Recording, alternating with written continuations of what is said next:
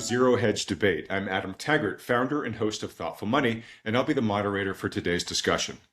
As the US-Israeli war versus Iran continues to unfold, what will its legacy be for the US dollar specifically and American hegemony in general? Is this the beginning of a reset towards stability, another leg up in the markets and lower inflation, or are the early stages of a broader economic unraveling tied to supply shocks, currency stress, and geopolitical fragmentation ahead? Simply put, what comes next? To unpack for us, we've got the good fortune to be joined by Dr. Doom himself, Dr. Marc Faber, editor and publisher of the Gloom, Boom, and Doom Report, as well as Brent Johnson, CEO and portfolio manager at Santiago Capital, best known for developing his Dollar Milkshake Theory. Gentlemen, thank you so much for joining us today. Great to be here. And Marc, you're joining us as well, correct, my friend? Yes, of course I'm joining you, but I didn't get any question. All right, well, don't worry. We've got plenty of questions. I prepared a number in advance of this discussion, and I made the mistake of asking X if they had any questions for you guys, and I got about several hundred thousand. So we'll try to get through as many of them as we can in the short time that we have here. All right, so to kick us off here, Marc, let's start with you. If you can, just kind of ground our listeners in what was your assessment of America's prospects, both economically and geostrategically, prior to the Iran war breaking out, and how, if at all, is the war changing that outlook? Well, I'm sort of the view that the U.S. economy is much weaker than the statistics that are published by the government liars would suggest.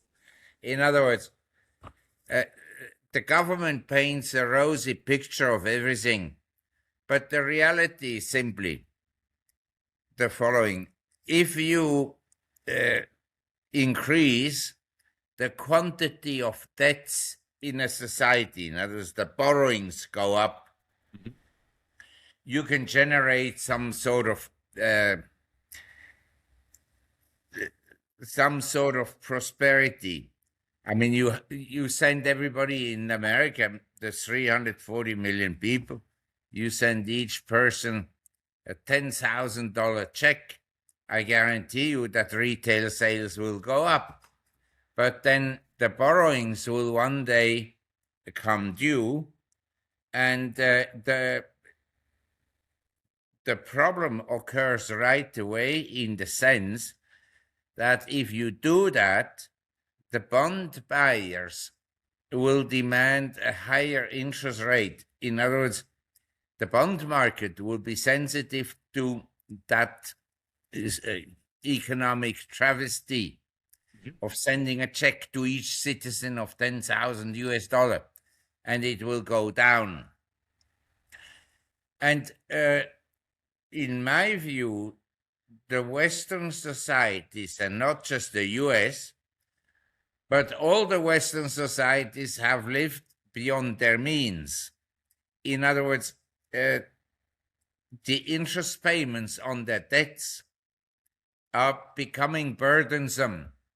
And in the US, as you know, the interest payments on the debts are now the largest expenditure of the government, and over $1 trillion. The latest statistic is $88 billion a month. And that is a large amount, that has to be repaid. And the consequence of that is that although the Fed began to cut interest rates in September 2024, I mean, in other words, almost 2 years ago, the bond market didn't rally. Bonds went down. In other words, interest rates on long-term securities went up. And that is a problem for an ignorant people, the ignorant person like Mr. Trump, because he thinks he can call up the Fed and say, oh, you have to cut short-term rates, because yes, he would like to pay lower interest rates, and maybe on his commercial properties in theory, lower interest rates would be advisable because commercial properties are going down in value. But for the economic system as a whole, the lower interest rates may not be advisable because there are still inflationary pressures in the system. You know, especially after the war, but already before the war, I don't believe that anywhere in the world the rate of inflation was like around 2%. This is complete nonsense. Open the invoices of your insurance company. Everywhere in the world, insurance premiums are going up by something like 10%. Then you travel around. Everywhere the prices are up. And so my view is that the governments are understating the rate of cost of living increases everywhere. And as a result of it, most people are actually struggling. Around 70% of Americans, and in other countries it's not better, around 70% of people, they live paycheck to paycheck. They need the paycheck so they can pay the bills that accrued during the months. And I think this is sort of like a modern slavery. I don't think that people are particularly happy to sit there anxiously waiting for the salaries to pay their debts. And therefore, my outlook for the economy was already before the war in Iran was not favorable. But it doesn't mean that because it's unfavorable, that the bond market would rally a lot. I own bonds, and I will explain later on why. But I find there is a diverging performance between the financial markets that have gone into the sky and the real economy of people that is flat on its back. Okay, very good introductory summary of your perspective here. Has a lot to do with the amount of debt that the nations are sort of wantonly building up here. And you've got a lot of concerns about inflation. And again, this was all pre the Iran war. Mark, I'm just curious, real quick answer, then I'm going to get to you, Brent. Obviously with the price of oil going above $100 a barrel, that's sending an inflationary shock through the global economy right now. TBD, but there may actually be some supply shortages as a result of ships not making it out of the Strait of Hormuz. So I got to think, Mark, with all the spending that's being done on the war by America and these inflationary knock-on effects, like I just mentioned, the Iran war can't be helping the situation. And so I'm curious, from your perspective, is it making it a little worse, a lot worse, or somewhere in the middle? In my view, no war is helping the situation, quite frankly. But this war is very nasty, and in my view will last forever because it occurred for no reason.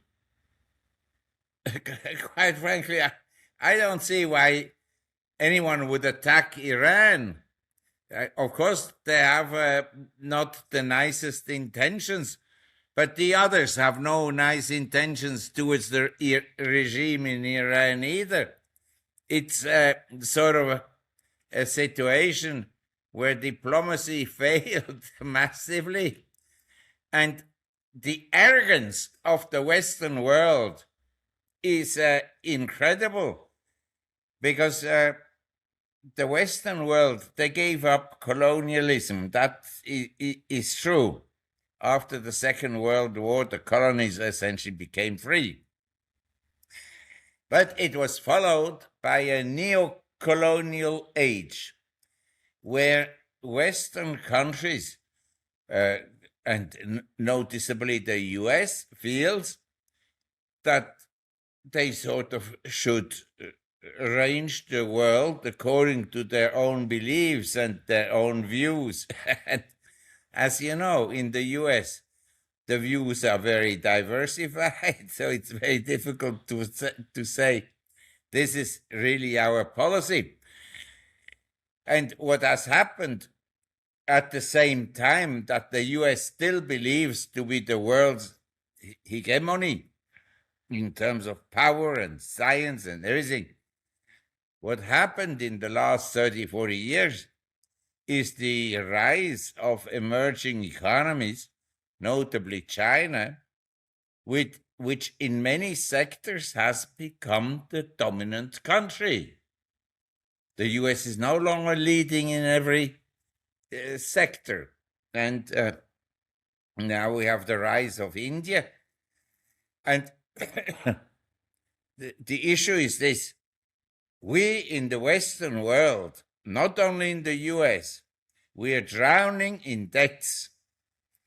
Now, I'm not saying that China has no debts, but they have debts because they built tunnels and bridges. So they fostered economic growth and economic development and an increase in the standards of living of all people, not just the rich. And in the Western world, we have high debts because we spend too much on maintaining the standards of living of people and at handing out money to people and at doing unproductive activities. Okay. All right. So, outlook of Western sclerosis, the rise of some of these larger countries and the rest of the world, but the war making the general things you're concerned about worse, and you've got a big concern that this war could be going on for a very long time. All right, Brent, coming to you. I'd love to hear kind of your reaction to Marc's intro there in terms of the biggest similarities and differences to kind of your general framework. And I'm going to guess one of the areas where you potentially disagree is Marc sort of paints a picture of the sun setting on the Western Empire here. You may have a slightly different view. Yeah, well, first of all, let me say this. I've been a big fan of Marc's for a long time, and I have a short story to tell. About 15 years ago, I was going to a conference in Vancouver, and it just so happened that I was in line behind him, directly behind him in customs. And I was so excited to talk to him, and I finally tapped him on the shoulder and introduced myself, and he was so nice, and we talked for about 10 minutes while we were waiting to go through customs. So he won't remember that, but I remember it very well. And so I don't really disagree with a whole lot of what Marc has said so far. What I would say is that he has focused his analysis for the most part on the West, and I think his analysis is correct. But what I would point out is that inflation is higher in Russia than it is in the United States. Inflation is higher in India than it is in the United States. Inflation is much higher in Iran than it is in the United States. And so while, we definitely have a number of challenges, and they are going to be incredibly difficult to overcome, the whole world has challenges. And like it or not, it's a relative game. Until, Elon takes us to Mars, the Earth is the battlefield. And that's kind of the way it's always been. And I haven't seen anything that convinced me that that's no longer the case. And so if the United States is going to lose dominance, somebody else has to take it. And, in the last year, the United States flew a mission over Iran and dropped a number of bombs, came home within 24 hours with no, harm to the United States. They went into Venezuela and kidnapped a sitting president and brought him back to the United States. They forced Keir Starmer to change his position on a little island in the middle of the Indian Ocean. And in the last 6 weeks, they have launched an attack against Iran again. And nobody has done anything to stop it. Now, within Iran, there's a big battle, and I fully admit that could very well be a huge miscalculation. And I'm open to the fact that it's the biggest blunder in American geopolitical history. But I'm also open to the fact that it might work. And I feel like a lot of the analysis that I've come across in the last month If you say that it just might possibly, out of some stretch of the imagination, work, they think that you are saying that it's automatically going to work and that it can't possibly fail. And that's not what I'm saying at all. What I'm saying is, like it or not, countries do use military force to get what they want. I don't particularly like it. I don't particularly think they should do it. And I personally wouldn't have advocated for this move in Iran. Now, having said that, I understand why they did it. I understand why they did it at this time. And I understand how it could possibly work to the U.S.'s advantage. Now, again, we don't know. I think a lot of people are jumping to conclusions on this. But what I do know is going to happen is we are going to get at least a short-term inflationary impulse. And it could be a pretty severe inflationary impulse. And it won't just hit the United States. And in fact, it may hit the United States the least, but it's still going to hurt. It's going to hurt a lot. But I think it's going to hurt the rest of the world more than it hurts the United States. Part of the problem is that it's not just an energy story. I think everybody is focused, or not everybody, a lot of people have focused on the energy impact, especially when you consider we're just now going to be in the summer driving season here pretty soon, and gasoline and energy prices are already up, and how that could dramatically negatively affect the U.S. economy. And again, I don't dispute that at all. But probably the bigger impact that I worry about is the fact that fertilizers and chemicals also get transited through the Strait of Hormuz. And the timing of this happening is impacting the planting season for both the summer season in the Northern Hemisphere and the winter planting season in the Southern Hemisphere. And it's my expectation that even if the Strait fully opens tomorrow, which it won't, and I don't think that this ceasefire will hold, but hopefully it does. But even if it holds and the Strait fully opens tomorrow, there's going to be a 4 to 6 week period where most ships don't arrive. In other words, the last ships are arriving now. They arrived in Europe like over the weekend. They arrived in Asia late last week and over the weekend. They're starting to arrive in Europe this weekend. And I think the last ships arrive in the United States next week or the week after. And then after that, there's nothing, or maybe just a few ships.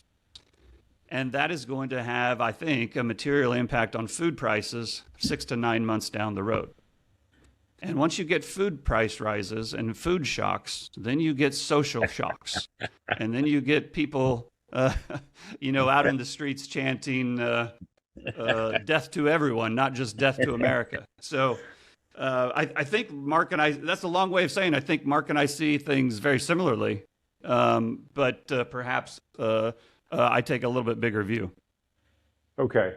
Mark, I'm going to let you react to that in just a second. I am going to, just for the purposes of this discussion, underscore, I think, we'll find out. I think one of the areas you guys are going to disagree more will be the fate of the US dollar, at least over the next, foreseeable several years. But we'll get to that in just a moment.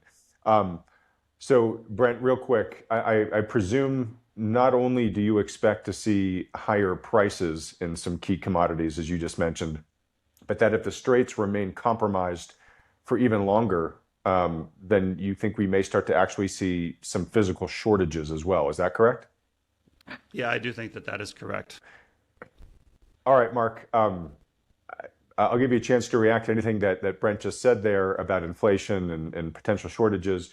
I'm curious too, I'd like to get your thoughts on what you think is likely to happen with the straits going forward. Will Iran be able to keep the straits as toll keeper now going forward? We just saw this morning that not only is Iran now saying that they want to get a tribute essentially of about $1 a barrel of oil per tanker that goes through there, but they want it paid to them in yuan or cryptocurrency. So I'd love to get your reactions to that as well. Well, actually, I have first a question for Brent, because I'm very interested in his thought. The first question is, if I heard it correctly, you said there was a good reason for the US to attack Iran. Is that correct? I don't think I said there was a good reason. I said I understand why they did it. Yes, understand why. Why did they do it?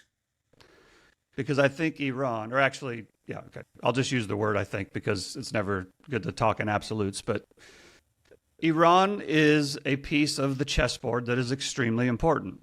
But I don't believe that Iran was 100% about Iran.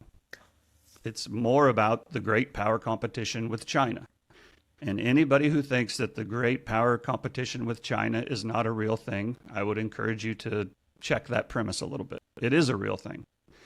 And right now, between China and the United States, there's somewhat of a standoff. There's a hostage exchange going on. They need things from us, and we need things from them. And each side is working furiously behind the scenes to shore up their side of things to become self-sufficient from the other. And when that point is reached, whether it's a year or 5 years from now, then all bets are off. And part of the U.S.'s plan is to dominate the energy aspect of the globe as they have for a long time. And that was part of the reason that Venezuela happened, and that is part of the reason that Iran is happening.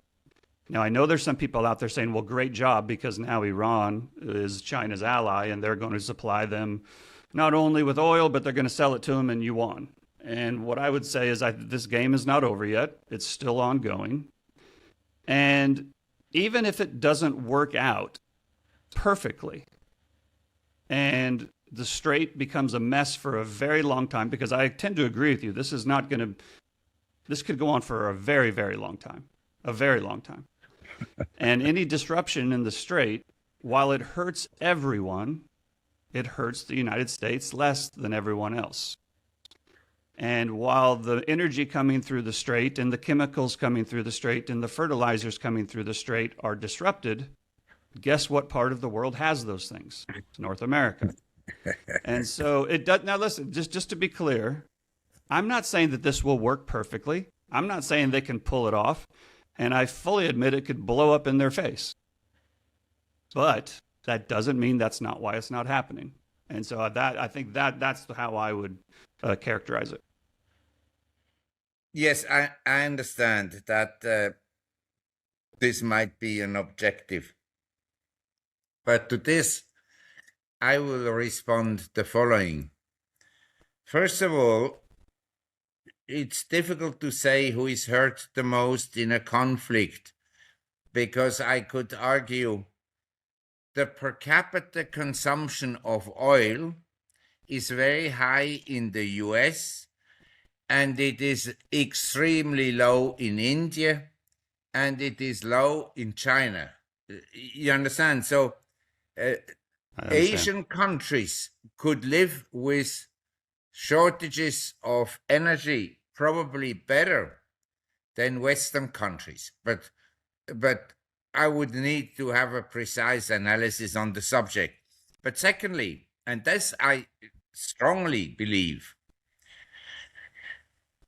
you said that US did this and that last year and nobody intervened, and they took out the president of Venezuela and nobody did anything about it and so forth.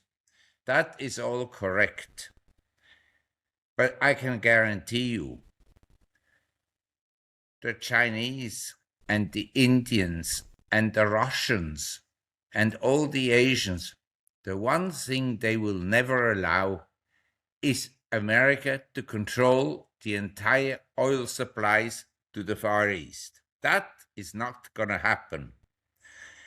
And the Chinese have not intervened yet officially, but it is likely, or it is happening, that they and the Russians are supplying weapons to the Iranians because they may not want to get directly involved into a war. But if America tries to land on Karg Island, I think it's going to be the limit.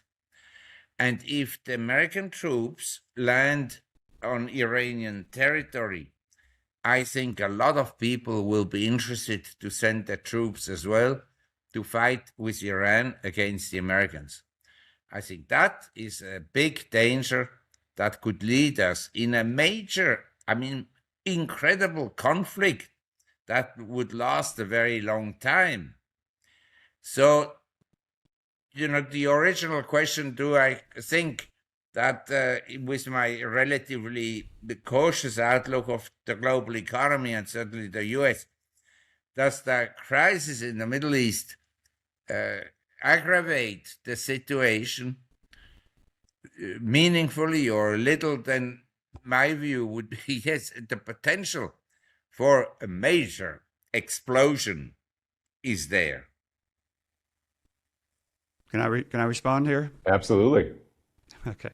So the more I'm in the background, the better it is for the listeners. So go ahead. I don't disagree with anything that you have said. So let me just tick off a couple points. Number one, the countries in Southeast Asia may be able to win better with or handle negative consequences better. That is potentially correct. But energy is the most important input in the technology race between China and the United States, which is probably the biggest part of the power competition between the United States and China. Whoever wins the technology race probably wins the overall race. And you can't win that technology race without the energy needed for the inputs. So that's number one. The second thing, I fully agree with you. I mean, this could become the biggest conflict in history. It's for many, many reasons. We could spend 5 hours just on that topic alone. But I think, or actually, I know for a fact that you like gold, and I know that I like gold, and probably one of each of our favorite movies is Goldfinger, right? And there was a strategy used by Goldfinger was he wasn't going to steal the gold, he wasn't going to take the gold, he was just going to make it so nobody else could get it either, right? So to your point that China, Russia, the Southeast Asian nations will never let the United States get control of Middle Eastern oil, perhaps that's true. But it doesn't mean that the United States can't use a Goldfinger strategy on the Strait of Hormuz. And then what does that leave? That leaves the United States and Russia as the two biggest remaining natural resource providers. To which then people will say, well, then China can just get all its energy from Russia. Well, no, they can't, because the infrastructure is not there to actually do that. And could they do it over a 5, 10, 20-year period? Sure, they could. But not over a 5-month period, they could not do that. So again, I don't disagree with what you're saying. I agree that it's fraught with risk.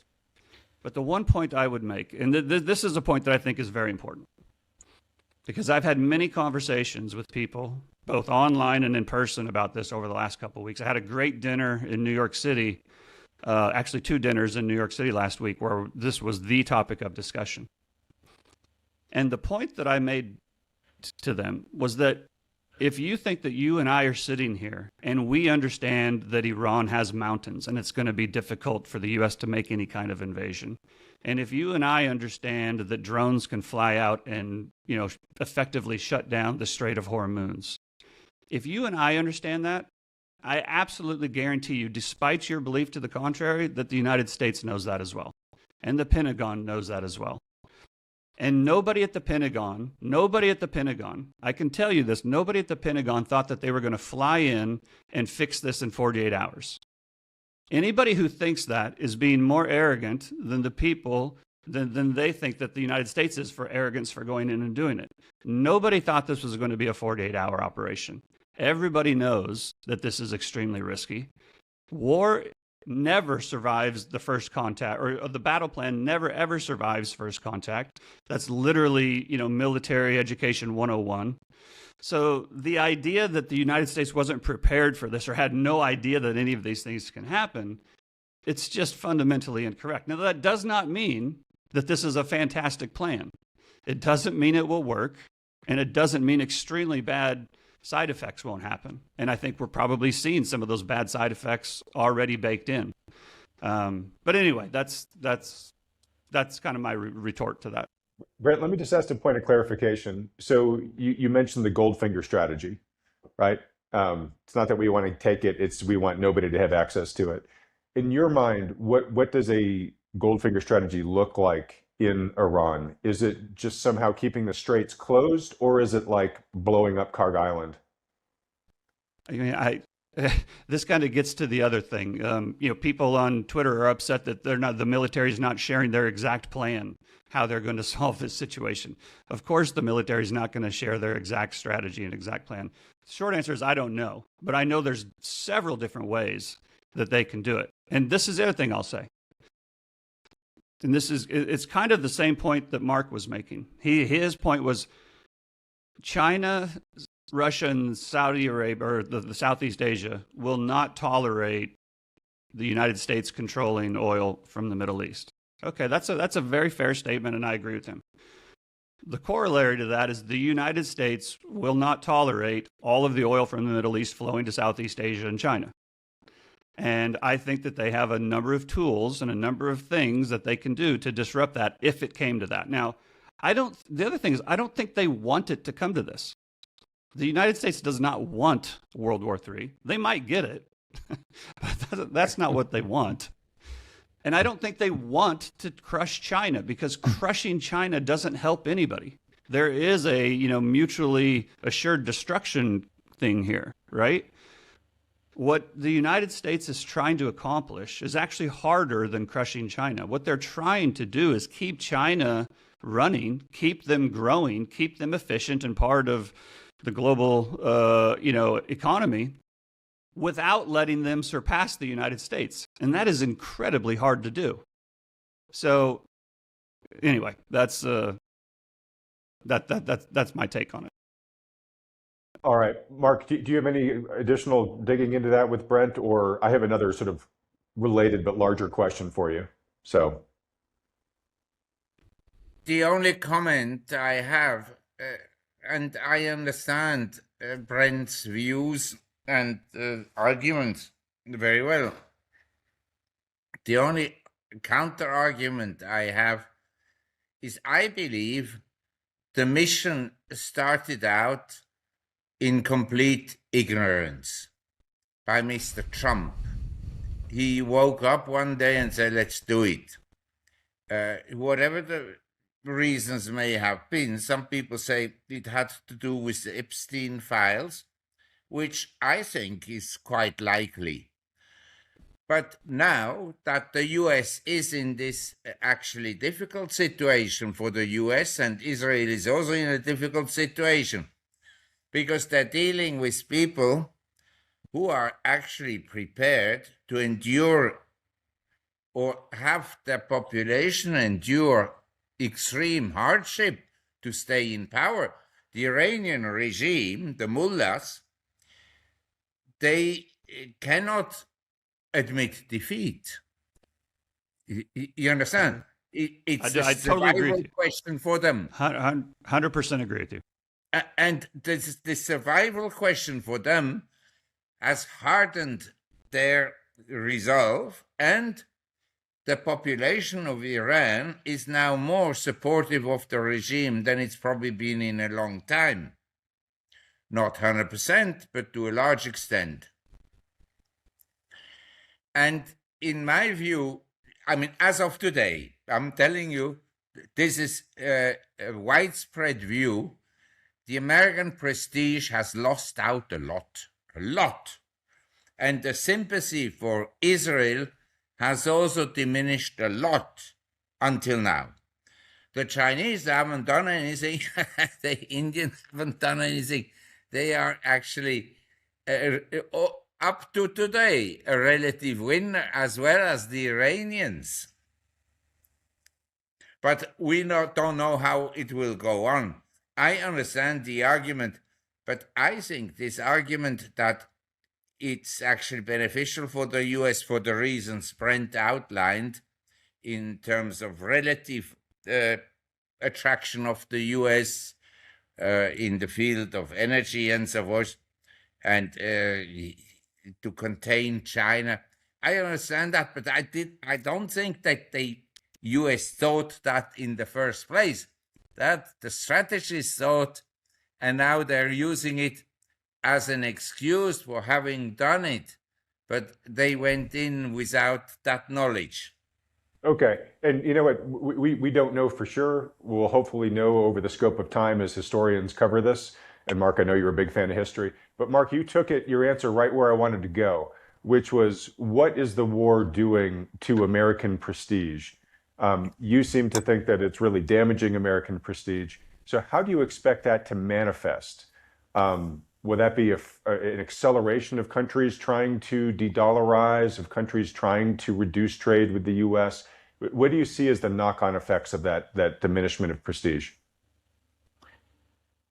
Well, Brent, he may have another view, but a country like China or India or Russia or anyone would be crazy to hold all its assets in the US, because, I mean, actually any country in the world, because any country would say, well, if the US doesn't like me anymore, they'll do a Venezuela, they take me out, or they freeze our assets and so forth.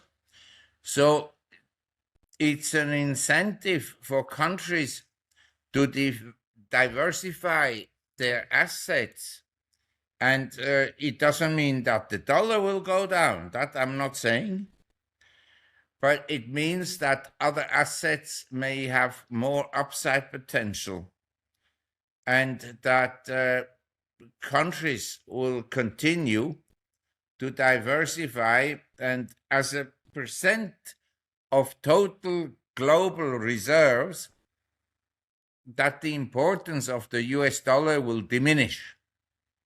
It's been diminishing for the last 50 years, but it may diminish more, or there may be even an acceleration. Doesn't mean the dollar goes down, because as Fred said, India has more inflation and other countries have more inflation. So the dollar may be relatively favorable against other paper currencies. We have to specify that maybe the dollar may be relatively strong against other currencies whose purchasing power is going down at an even faster rate than the US dollar's purchasing power. But in this scenario, you want to be in assets that cannot be printed by a central banker who has no clue about anything. Okay, so gold obviously springs to mind.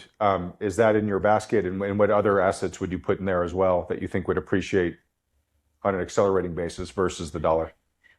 Well, I sort of happen to agree with Brent about the potential of food shortages. In such a situation, you should live on a farm and have plenty of land. But I can tell you, out of farms, it's difficult to make money, but it's safe. You have your food supplies and so forth, and it's a lifestyle question. And the other thing is, in a situation where things become bad, you have to change your strategy and say to yourself, I'm not here to maximize my profits. I'm here trying to minimize my losses. So, say, in a global collapse, lots of people will lose everything. And a lot of people will lose 50% of what they have, because they are in real estate and so forth. And if you lose only 10%, you're like the king. So I think investors should change the strategy of always thinking asset prices will go up to the thinking of a lot of things will go down. And how do I survive best in an environment that is unfriendly for asset prices? Because inflation comes in many different ways. It's very difficult to define precisely what is inflation. And it touches a society and an economy in very different ways. But we had a colossal asset inflation for the last 40 years as a result of continuous declining interest rates between 1981, September 81, 10 years at 15.84% interest. And now we went down in August 2020 to 0.57 on the 10 years. Now we're a touch above 4%. But the trend, in my view, for interest rates is upwards. And Trump will make sure they'll go up in the long run. But near term, maybe bonds are not so bad, because this year, the long-term bonds, the ETF, the TLT ETF, is down 1.6%, which is much better than being down 10% in NASDAQ stocks. I get the math, the relative math. Real quick question. On your list of things that you want to own in an inflationary environment or have better access to, I got to imagine energy is high on that list. You and Brent have both been talking about it. Do you think right now, given the unfolding developments of the war, do you think that energy will continue to be an attractive investment sector? I think so, but I want Brent to tell us what his view is. All right. And Brent, I just got to preface all this by saying, Mark seems like he drinks the milkshake. He was very, very particular there about saying, hey, look, the dollar might actually go up versus all the other currencies. He's not calling for that. He thinks it's going to go down in purchasing power versus real things. But that, to me, that sounds very similar to your outlook. Yeah, no, I think Mark and I share a lot of very similar views. And like I said, I've followed his work for, 2 decades now. And we should be there together. I didn't know we were going to be smoking.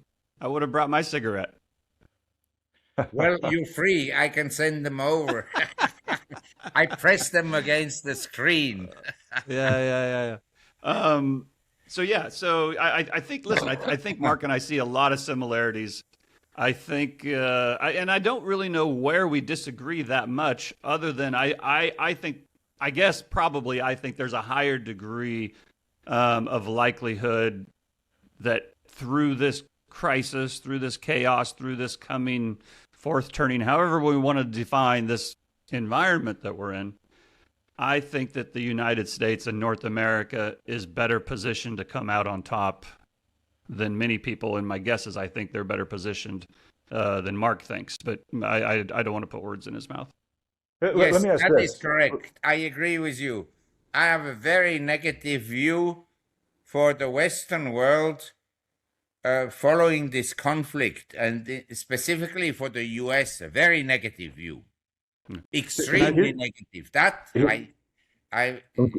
is the point where we would disagree. You think the US will come out surprisingly strongly out of this conflict, and I think it's a complete disaster for the US. Complete. So let's dig into that, and I'll let you respond any way that you want. But let me put this question out there for both of you.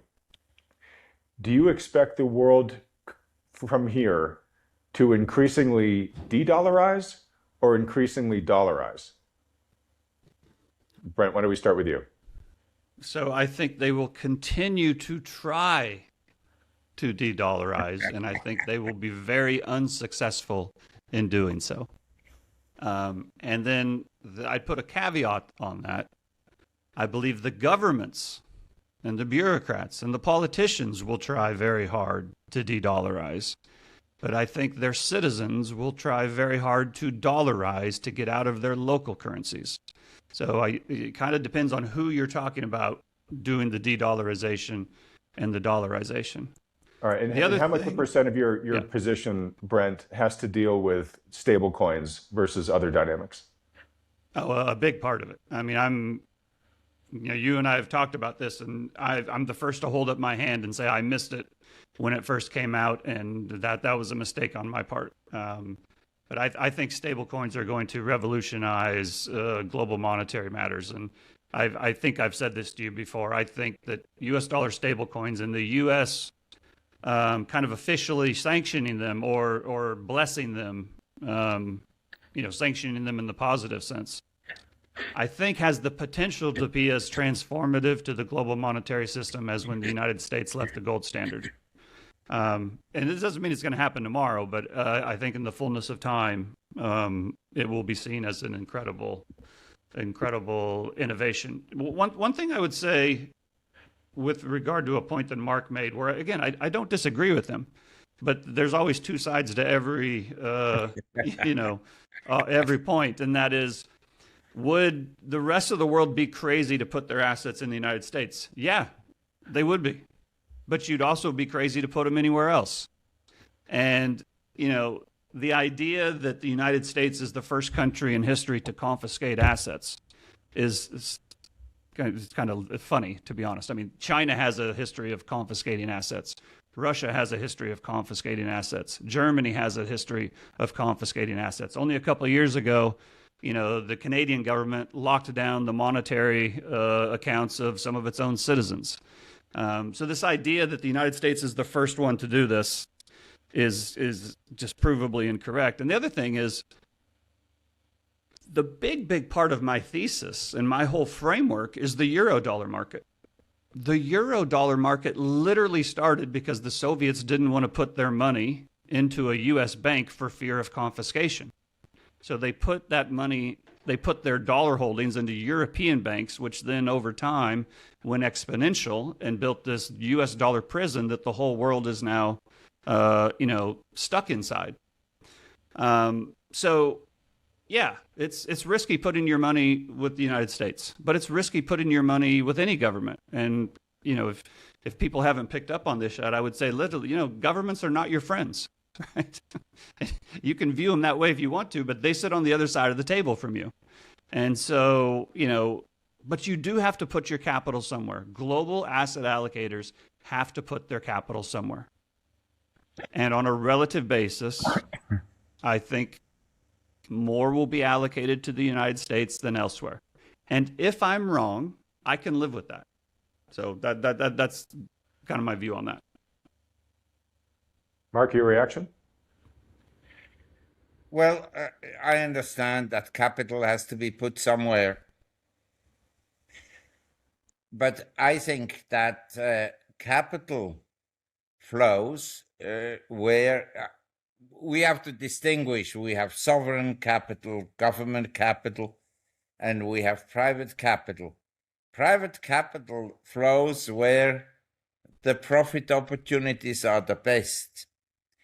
And as you know, for the last 15 years, until the end of 2024, early 2025, the US outperformed just about everything massively in terms of wealth creation. I mean, the S&P went up and is now more than 50% of the world's stock market capitalization, and of the MSCI index is close to 70%, and so forth and so on. And emerging markets and Europe became very cheap. Now, I think there is a major change occurring in the world, in the sense that last year, many emerging markets grossly outperformed the US as well as European markets. They all went up more than the US. And even this year, we have many emerging markets that are up much more than the US or down less. So I think we're in a very important economic and historical, what I would call a shift period, a changing period, where major changes are occurring. And one of these changes, the symptom of it, is the war in Iran. And I have, say, my assets, I'm diversified. I live in Asia, and so my major stock investments are in Asia. And because I have a Swiss passport, I also have a Swiss portfolio and European portfolio.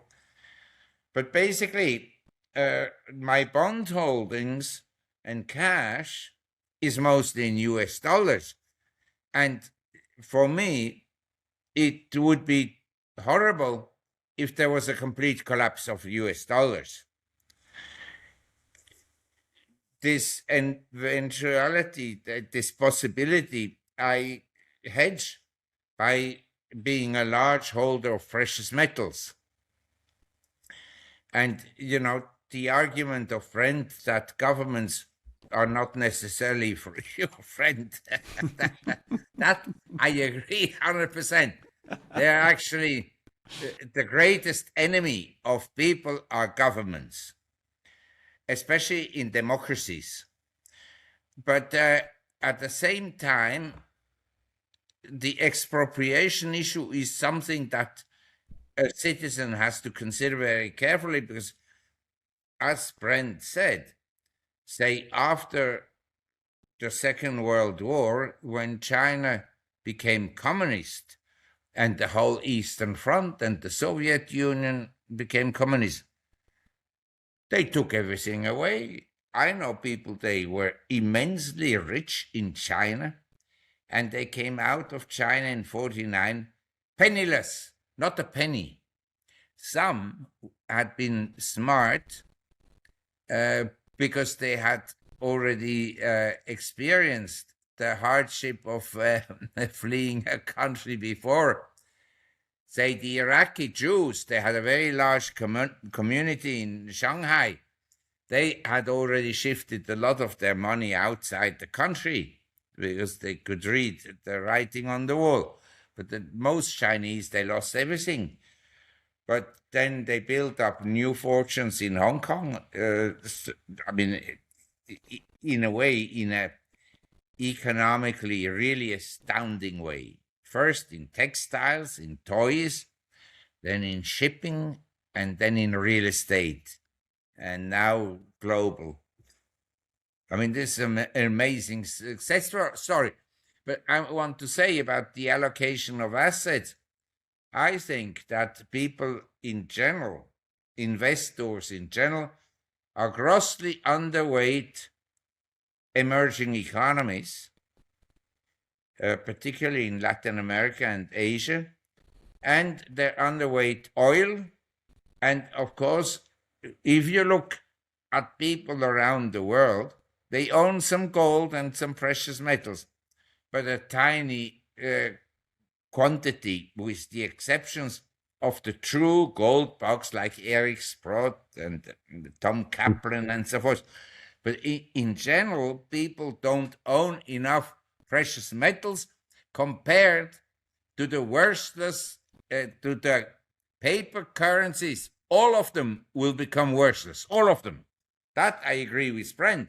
The dollar may not be the worst and may not become worthless the first. I think I learned that from you, Mark. But it's also going to go down to zero, as well as all Trump-related companies. They're going to go down to zero, all of them. All right, and Brent, I don't think you disagree about Mark's points about real assets holding their purchasing power much better against fiat currencies in the future, right? Totally agree. Okay, Mark, a quick question for you.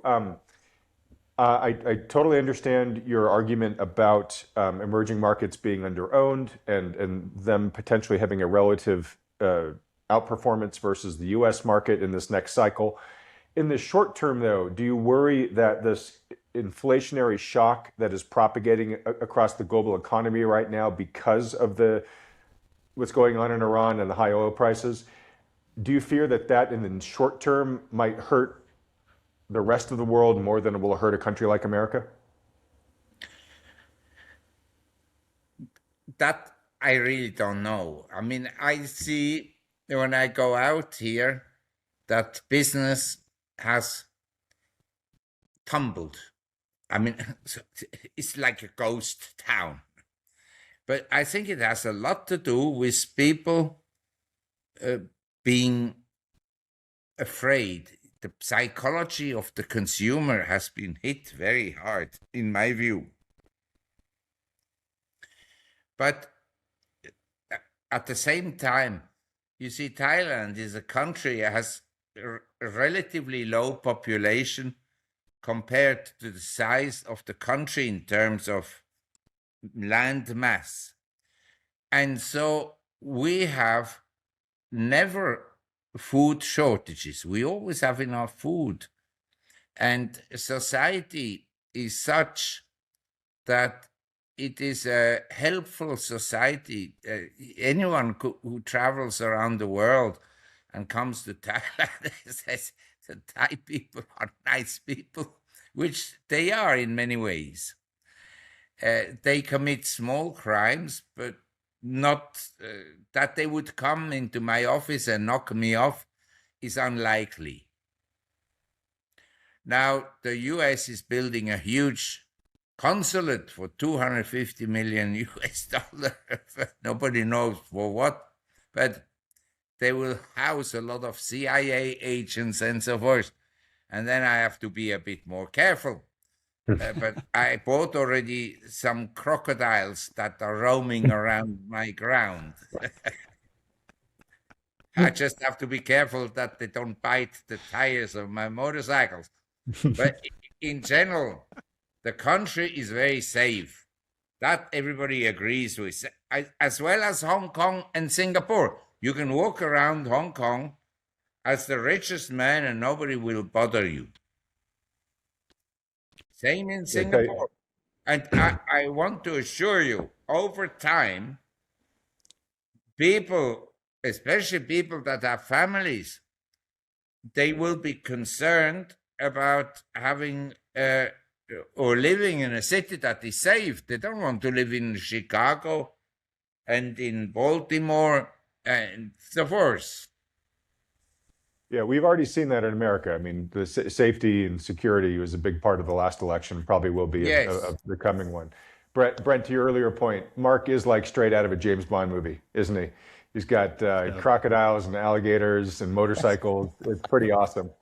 All right, Mark, I want to ask you a question that I've asked Brent a number of times, and Brent, I'll let you give your normal answer too. Yeah. So, if are you familiar with the board game Risk? Mark, I'm not familiar. Okay, so basically, it's a game of global domination, and you start off with a certain allocation of countries, and then you try to take over the world. If you had to place a bet on a single country's prospects going forward, and you could pick any country you want, which country would you pick? Which country do you think has the best prospects going forward in the great game of geostrategy?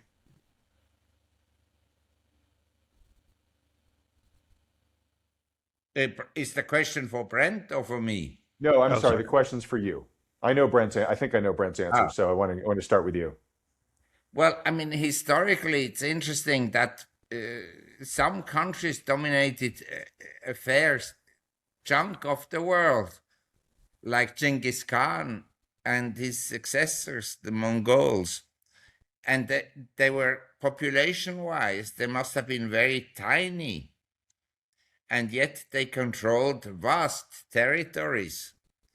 And so, just looking at the picture today, if the US is vicious, they could probably control a fair chunk of the world.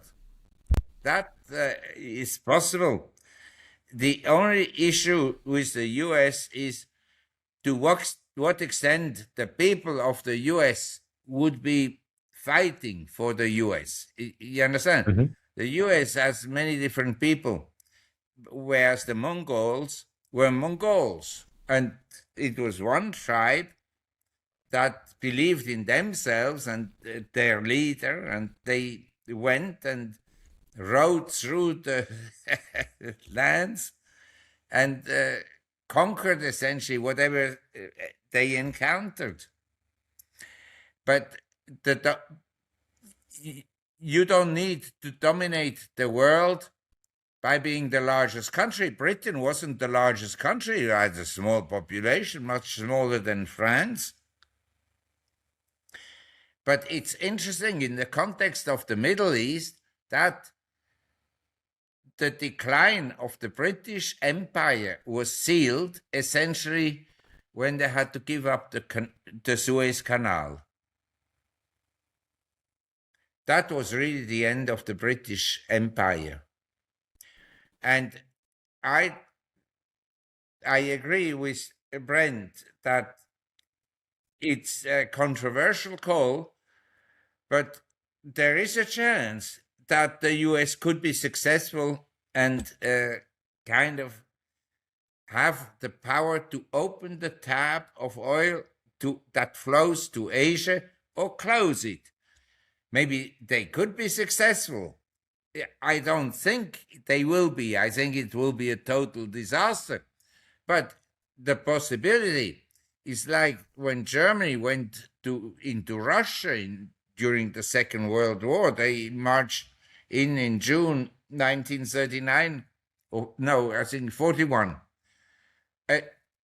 They could have been successful. They came close to being successful, but they failed. So I think this conflict will be a major disaster for the US. But I accept the view that Brent holds, that just they might just be successful and then they control the world. Okay, let's assume they're not, though. Which country would you think its star would rise more brightly going forward, most brightly? Is it China? Yeah, if I didn't think the US has a chance, yeah, for sure, China has a meaningful chance, because in a way it's a very homogeneous country. You understand? You have Chinese in America, and you have Chinese in London, and you have Chinese everywhere. In Southeast Asia, the economy is already controlled by the Chinese in every respect, because all the rich families, I mean, not all, I'm exaggerating, but say 90% of the rich families, influential families in Indonesia, Malaysia, Philippines, Thailand, are of Chinese origin. And the Chinese is a Chinese, no matter where he lives. Mm. He has his village of the ancestors in China somewhere, and his loyalty at heart is to China, to nobody else. You're making me think of all these birth tourists from China that are coming and having their babies in America. You're making the opposition's case for why we should end birthright citizenship here, Marc. Okay, so Brent, we'll come to you. I think I know your answer, but you tell me. This is what my whole framework is based on. Is, I've kind of done the analysis, and I've had a lot of people tell me I'm wrong, but I've had nobody provide me a suitable argument for why I'm wrong. That I think that on a relative basis, I think the United States, North America, is far and away the most secure, the most self-sufficient, and the most the ability to exert power on the map, on the whole globe. And the U.S. has a head start. And not only does the U.S. have a head start, but they have an enormous number of resources and advantages that the rest of the world just doesn't have. Now, that doesn't mean the United States hasn't committed atrocious sins along the way. But if you believe that that's the case, that the United States has been a force for evil, or however you want to define that, then don't you think they would continue to do that to stay there? Right? And so the idea that we're just going to go through this, 5, 10, 20-year period, and all of a sudden the United States is going to fall and somebody else on the global stage is going to take their place, I don't think that's well thought out. I think what is more likely to happen, and I already know how this is going to go over, but I think what is more likely to happen is that we'll see the fall of the republic and the rise of the empire. But I think the power will remain in the United States. So anybody that says the empire is going to fall, I don't think you've seen the empire yet. And I don't think anybody wants to see the empire, to be quite honest, including me. But I think that's more likely than the opposite. All right, gentlemen, I'm looking at the time. We're going to have to start wrapping up here, so we'll end this in the next few minutes. One thing I just want to note, Brent, I know that an increasingly substantial part of your view is the role of stablecoins, and we don't have the time to go into that here, so I don't want to shortchange you on it. I'll just let folks know that you've written extensively on it. They should go to your site and read it. They can also go to Thoughtful Money's YouTube channel and watch some of the videos that you and I have done specifically on the stablecoin topic if they want to just fully understand your point of view on that new technology. All right, Mark, coming to you, just to sort of wrap up. So we had a lot of questions from folks about investing. I think you've largely answered this question, but for the road ahead, if I've taken good notes here, it sounds like you would say have a healthy exposure to hard assets, things whose intrinsic value can't be inflated away. And this is things like, gold and food production and agricultural commodities and energy and that type of stuff. I think equities still play a role in your portfolio, but you would skew them towards international emerging markets versus the US. And then lastly, you think bonds still play an important defensive role. So holding some bonds, US dollar denominated, probably not a bad idea. Did I capture that right, or do you have a different recommended strategy? Yes, I think it's well summarized. I mean, the main difference between myself and lots of investors is that most people sort of hate bonds. And I can understand all the arguments. And of course, long-term bonds are going to be bad. Like in the 70s, I mean, when I started to work at White Weld at the time in 1970 in New York, the 10 years treasury was yielding 6%. And it went to over 15%. And I became a friend of Henry Kaufman, and before him, Sidney Homer and Al Wojnilauer at First Boston. Henry Kaufman is the first Dr. Doom because he predicted that the interest rates would go up. And Dr. Wojnilauer, they called him Dr. Death because he was even more bearish than Mr. Henry Kaufman. But anyway, nobody expected interest rates to go up as much as they eventually did in 1980-81. And afterwards, nobody expected interest rates to go down as much as they did. So these market movements may be very strong. But in the 70s, I remember very well, we didn't follow the Fed fund rate. We followed the discount rate and the prime rate, which was the rate banks would charge to the high-quality borrowers.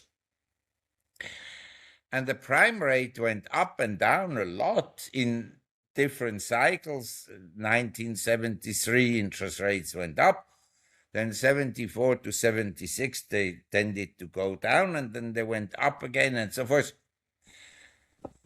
And although bonds were not a good investment, they were about as good as stocks were, because as a bond investor, I want to tell you one of the problems is if interest rates go down, the money that is your cash flow is reinvested at lower and lower rates.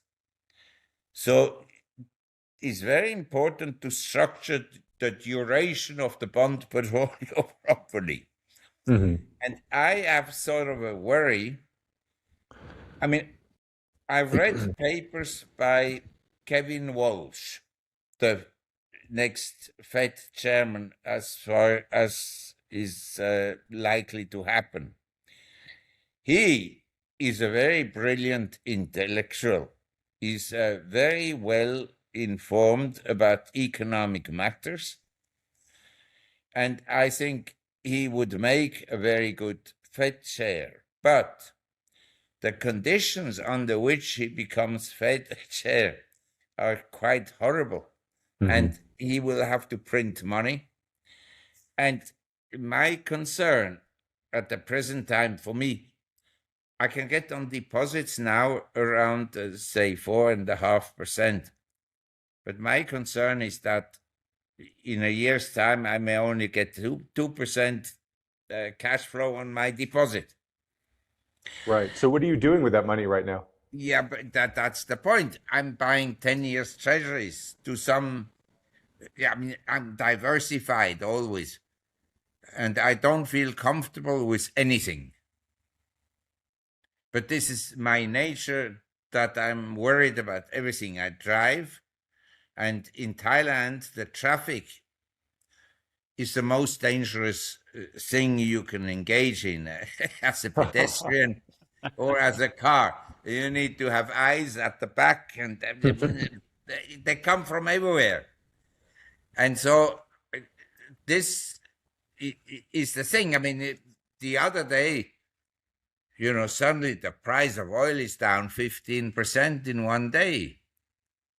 I mean, Brent may remember in 87, the Dow Jones dropped 21% in one day. 21%. You know what 21% would be today?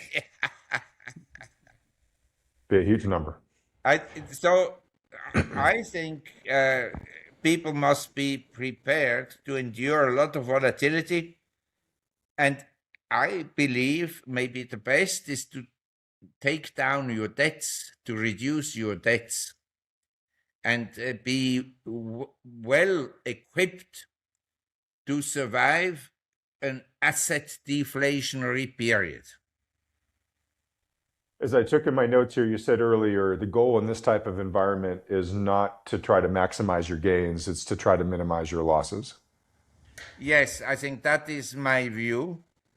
And you understand, I'm older than you, and especially Brent.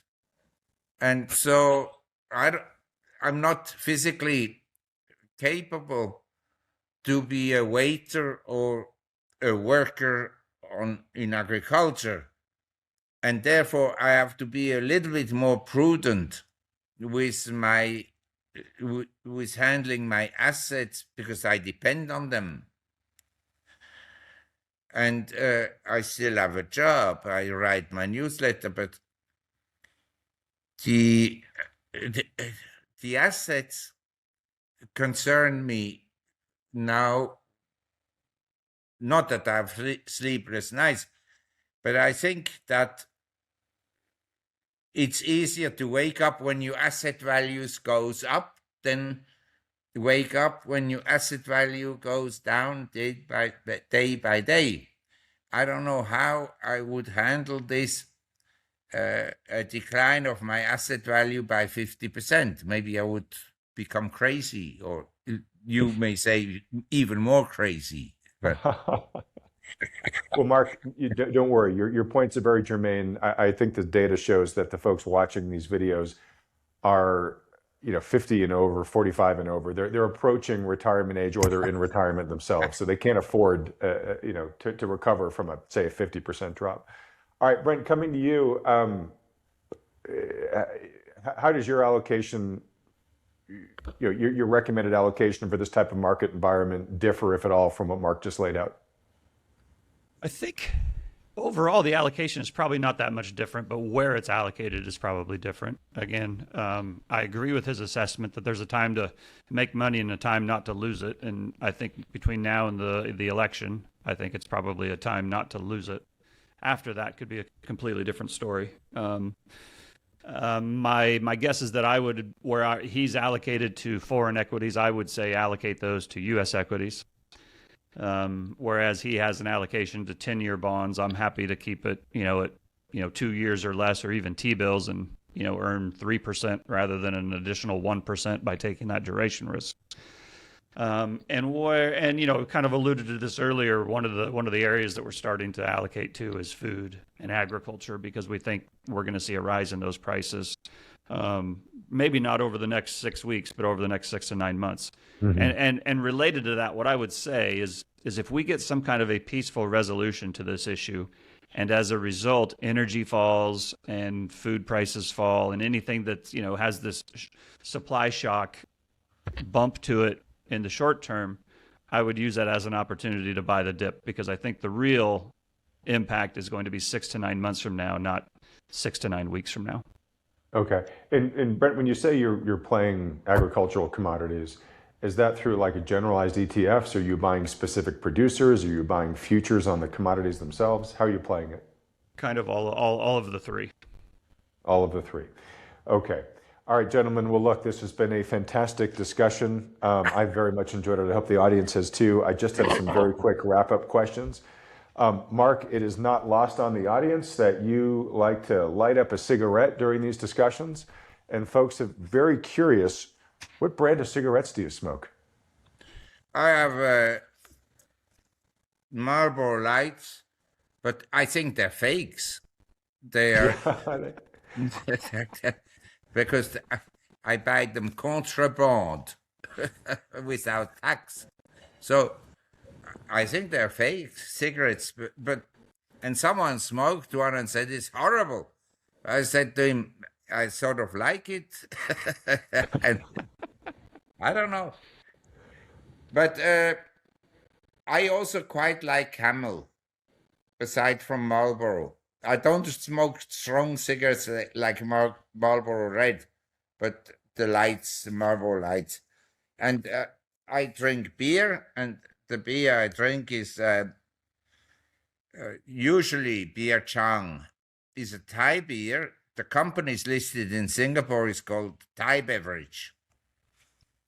All right. So when it comes to stocks, buy international stocks. When it comes to cigarettes, buy American cigarettes. When it comes to beer, buy Thai beer. We got it. All right, Brent. For you, similar. Belgian beer is the best. Belgian beer is the best. Belgian beer is the. I think you'll probably get a lot of agreement in that in the comments below here. Brent, folks asked a similar question for you about steak. Are you a big steak eater? I mean, I grew up in Nebraska. We had steak like 3 times a week. When it's funny, when I moved to college and then to New York, I never ate steak because I grew up eating steak so much that it wasn't even like a delicacy to me. It was just like that's just like normal dinner, right? So I am very partial to a Nebraska Sandhill ribeye. Nebraska Sandhill ribeye. Okay, great. So when folks I will say, I don't remember his handle on Twitter, but there's a very nice gentleman from I think it's Independence Arc on Twitter, and he and I have interacted, and he has sent me some steaks from time to time, and they're fantastic. They're fantastic. From that perspective, go with him. So when folks talk about the carnivore diet, they're just talking about the diet you grew up with then, huh? Pretty much. Pretty much. All right. Final question here, gentlemen.